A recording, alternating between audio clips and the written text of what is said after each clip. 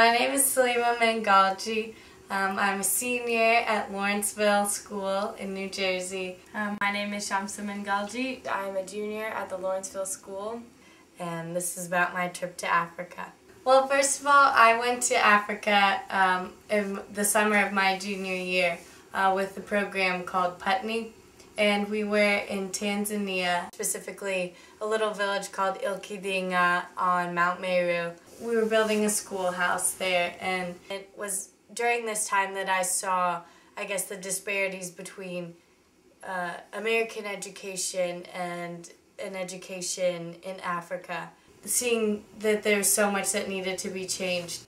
This really got me motivated to try to do something more than just build, maybe get involved within the school in teaching. My parents are born in Kampala, Uganda, and they always talk about it, and so we've always had a really strong interest in going back to see where they lived and where they were born and everything.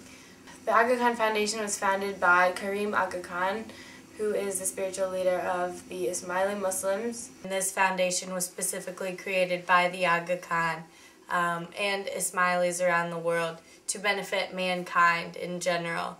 This particular program that I got involved with was the madrasa program, which is a learning program for 3 to 6 year olds. I proposed a project that I could go to one of the madrasas and teach there. And also I wanted to bring books for resources and everything like that. So I wrote my proposal and it was approved.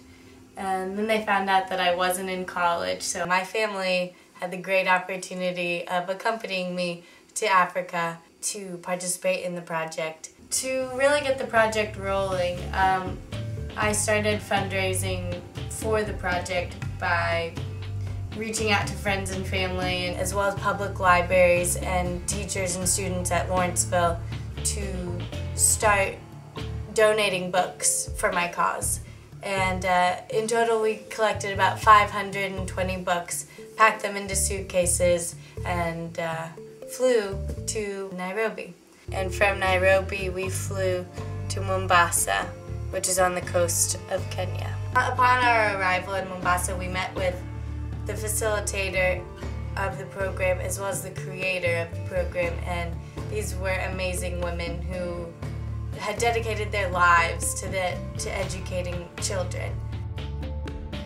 We went to Twyford nursery school. It was in the middle of the city, kind of surrounded by all the cars and the building and the trash that was around, but stepping through the alley is kind of an oasis from all of that.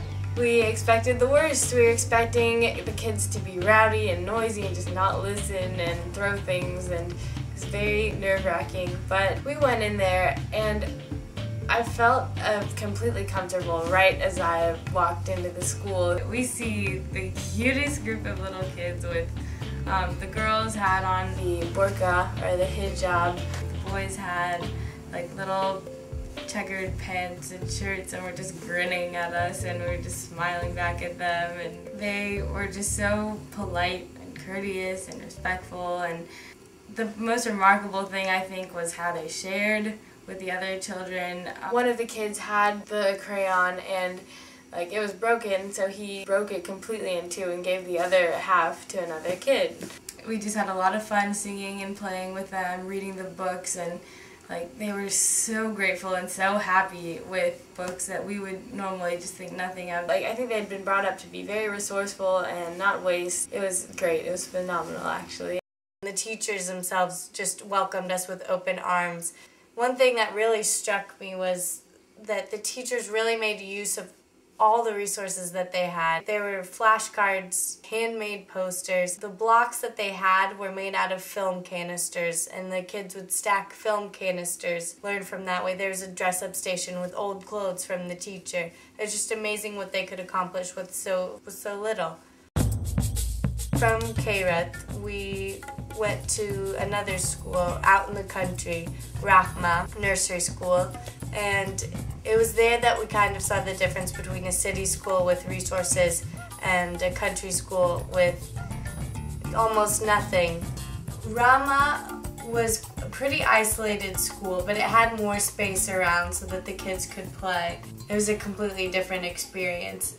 The kids there, you could tell, were lacking in the way that their clothing was a little worn, and it was just kind of hard to see that. And when the kids were playing outside, they had balls made out of plastic bags and sawdust. Here, you can get a ball anytime. They had to kind of make do with all the resources. They took such good care of their playthings, and they had a great attitude, a smile on their face.